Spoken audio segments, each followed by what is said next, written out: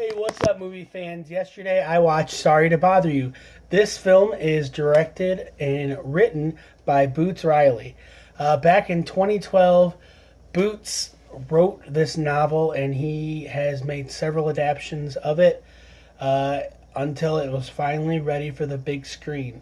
Lakeith Stanfield portrays Cassius, aka Cash, the man who is the star of this film for sure. He is a young go-getter who wants nothing more than to be able to just get by, but something happens. Renting the garage from his uncle Sergio, played by Terry Crews, life is getting a little rough for him. There is nothing really going his way, and he wants to try and make a big change. He's got a beautiful, wonderful, talented, articulate girlfriend in Detroit, played by Tessa Thompson, who's incredible. And he's just trying to get by. Hustle when you can.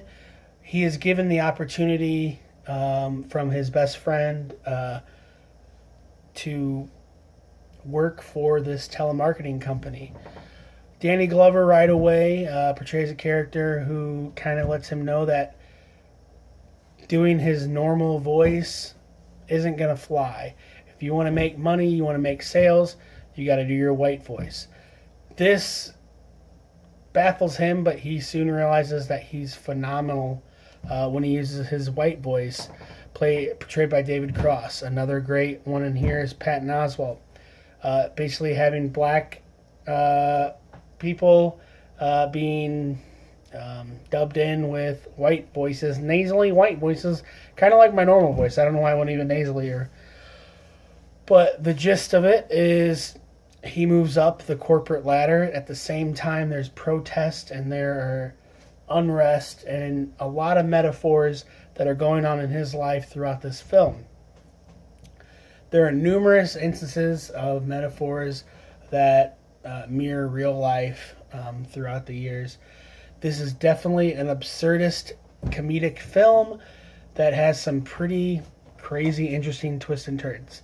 The first two-thirds of this film are a good indie fare that has some cool heart and it's fine.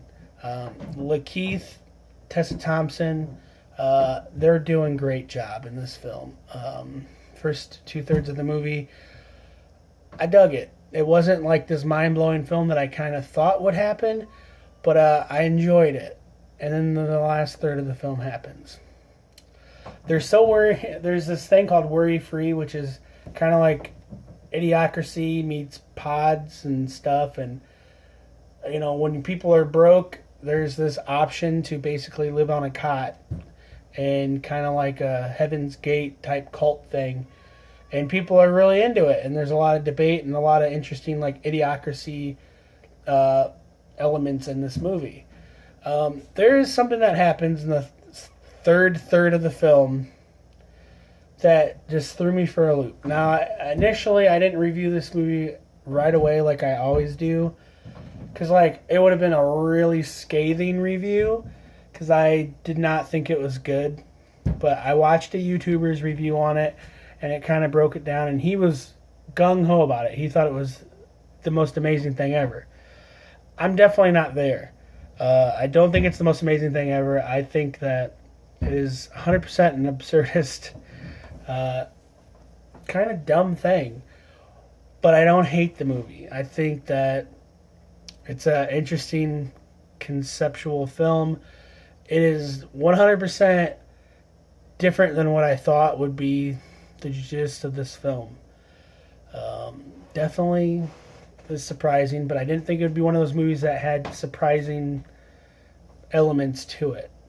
I wanted a zany film. It's definitely, I guess, zany in some people's perspective, but not exactly the film that I was hoping. That I think it was a mismarketed film.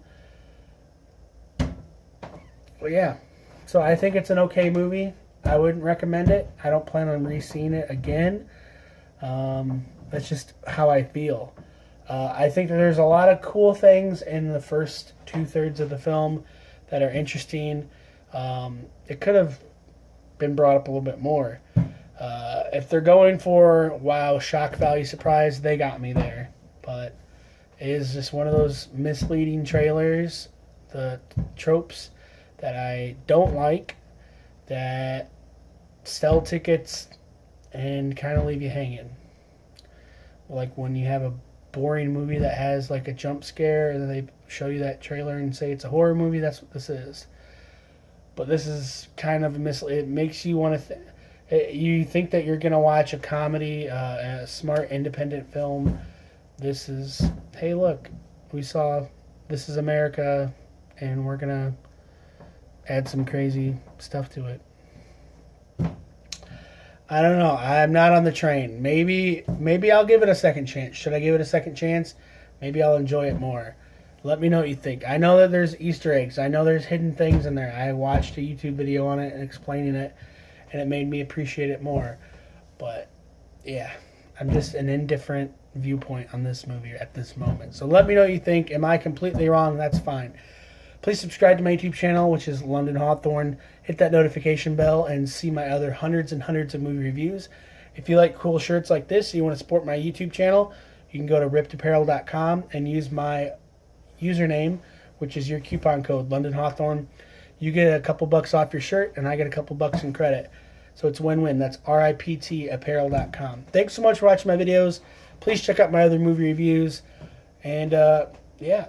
If you love this movie, leave a comment and let me know. If you agree with me, let me know. Thanks so much for watching. Have a good one.